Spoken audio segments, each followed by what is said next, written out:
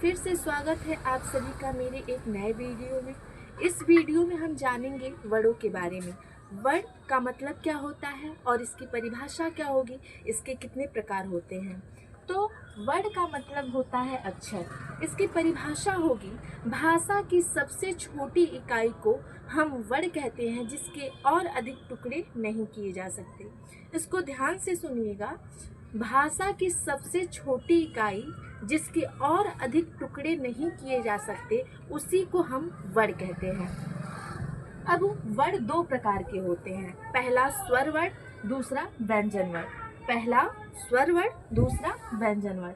अब स्वर वर्ड तीन प्रकार के होते हैं। पहले हम जानेंगे स्वर वर्ड किसे कहते हैं। जिन वर्डों का उच्चारण करने में, जिन अक्षरों का उच्चारण करने में किसी अन्य वर्ड की सहायता न ली जाए वहाँ पे स्वर वर्ड होता है। जैसे अ, आ, इन सब का उच्चारण करने में हमें किसी अन्य वर्ड की सहायता नहीं लेनी पड़ती है, तो वहाँ पे स्वर वर्ड होता है।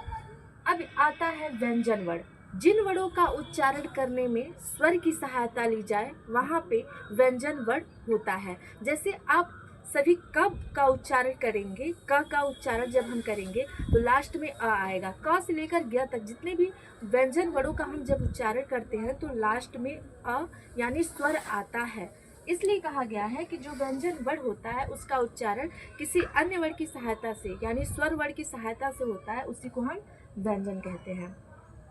इसके बाद आता है स्वर वर्ड की प्रकार। स्वर वर्ड के प्रकार ह्रस्व स्वर, दीर्घ स्वर और प्लुत स्वर। ह्रस्व स्वर क्या होता है? जिन स्वरों का उच्चारण करने में एक मात्रा का समय लगे वहाँ पे ह्रस्व स्वर होता है।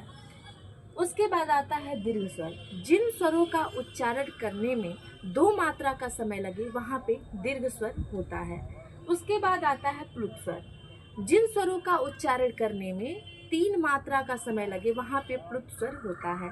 अब इसका उदाहरण अ, छोटी ई, छोटा उ, री इत्यादि होते हैं। और इसका बड़ा आ, बड़ी ई, बड़ा उ, री, ए, ओ, औ इत्यादि उदाहरण दीर्घ स्वर के होते हैं। और इसका जैसे आप कह लीजिए कृष्णा जब हम बोलते हैं तो इसमें तीन मात्राओं का उच्चारण होता है। ऐसे ही एक और है ओम, तो इसमें भी तीन मात्रा का उच्चारण होता है, तो ये प्लुत स्वर के अंतर्गत आता है। व्यंजन वर्ड। इसमें व्यंजन वर्ड के चार प्रकार होते हैं। पहला होता है स्पर्श व्यंजन, दूसरा होता है अंतः अस्त व्यंजन, तीसरा होता है उष्म व्यंजन और चौथा होता है संयुक्त व्यंजन। अब पहले हम जानेंगे स्पर्श व्यंजन के बारे में। स्पर्श व्यंजन जिन व्यंजन वर्डों का उच्चारण करने में मुख के किसी न किसी भाग का स्पर्श हो। स्पर्श का मतलब होता है छूना। जब हम ऐसा व्यंजन वर्ड जिसका उच्चारण करने में मुख के किसी न किसी भाग का स्पर्श हो वहाँ पे स्पर्श व्यंजन होता है। उसके बाद आता है अंतः अस्त व्यंजन। जिन व्यंजन वर्डों का उच्चारण करने में जो हमारा मुख है उसका कोई ना कोई भाग न के बराबर टच हो, न के बराबर स्पर्श हो, वहाँ पे अंतः अस्त व्यंजन होता है। उसके बाद आता है उष्म व्यंजन।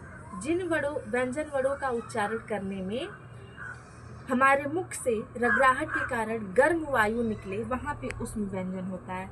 उसके बाद आता है संयुक्त व्यंजन। जिन व्यंजन वर्डों का बनाव या फिर जो व्यंजन वर्ड दो या दो से अधिक वर्डों के मेल से बनते हैं उसे हम संयुक्त व्यंजन कहते हैं।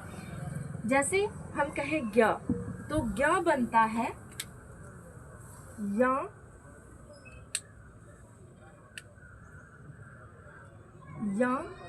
प्लस जा के मिलने से बनता है ज्ञ।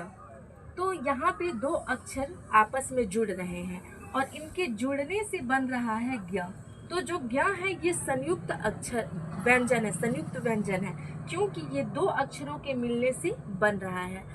आज के लिए इतना ही। फिर से मिलेंगे एक नेक्स्ट वीडियो में इसी को लेकर।